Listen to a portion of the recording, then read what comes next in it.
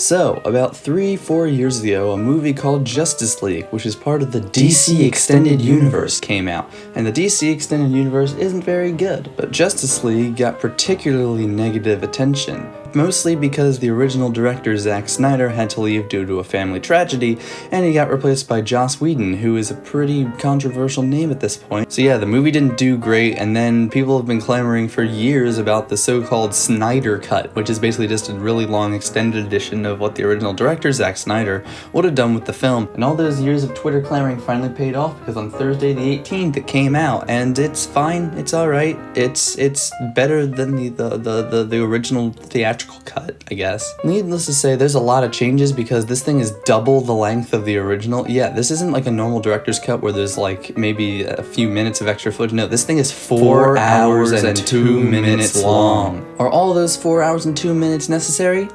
No, of course they're not necessary. They include, but not limited to, a CGI seed flying off of a hamburger. That's pretty cool. It includes an extended dream sequence which has no bearing on the plot whatsoever.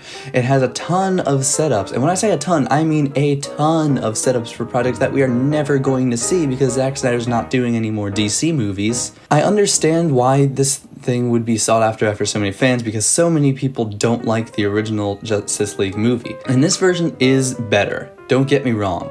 I just don't really like Zack Snyder that much. I think his movies are kind of depressing and too gritty, and I'm just not a huge fan of him. I understand it's kind of an acquired taste, and I just have not acquired it yet, but I have not really been impressed with any of his films. But with that said, this is definitely the best of them, even though all 4 hours is not necessary at all. What I'd really like to see is somebody trim down the Snyder Cut to make that the theatrical cut and make that more like 2.5 to 3 hours. Heck, I'm posing a challenge to anybody watching this. Take the Snyder Cut and cut it down to 2 hours and 45 minutes and see what a theatrical cut, if Zack Snyder had been able to finish it, would look like. I would like to see that. This version of the film is also significantly less funny than the other one. There was a lot of stuff that Joss Whedon, whose name I probably shouldn't have mentioned again, came up with in the original film that made it a lot funnier because The Flash and Aquaman were absolute jokes, and in this one they're both kind of boring, even though Flash does still have a couple funny lines here and there. Jared Leto's Joker didn't say we live in a society in the film. The bad guy's CGI looks better. He's still named Steppenwolf.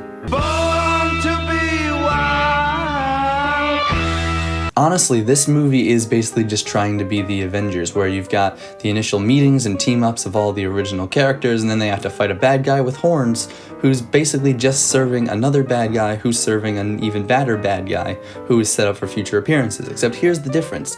The Avengers is actually a really good movie. I still don't like Henry Cavill and Ben Affleck as Superman and Batman. I think they're both kind of boring, honestly. Even though I think Batfleck is pretty good as Bruce Wayne, his Batman looks like... Why does Batman look so fat in this movie? And again, praise to Zack Snyder for even like wanting to do this. You know, he was ripped away, unfortunately, by a family tragedy, and the film is dedicated to his daughter's memory, which was actually really, really sweet. I actually really like that. So it's great that he even wanted to come back and do it his way and finish the film the way he wanted to do it.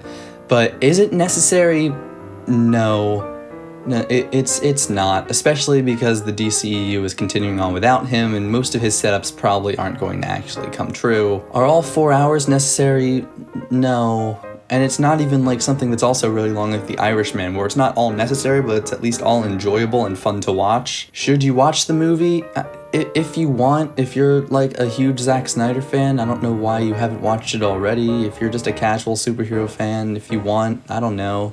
It's better than the original one. It's 7 out of 10. I don't know. I probably will never watch this ever again.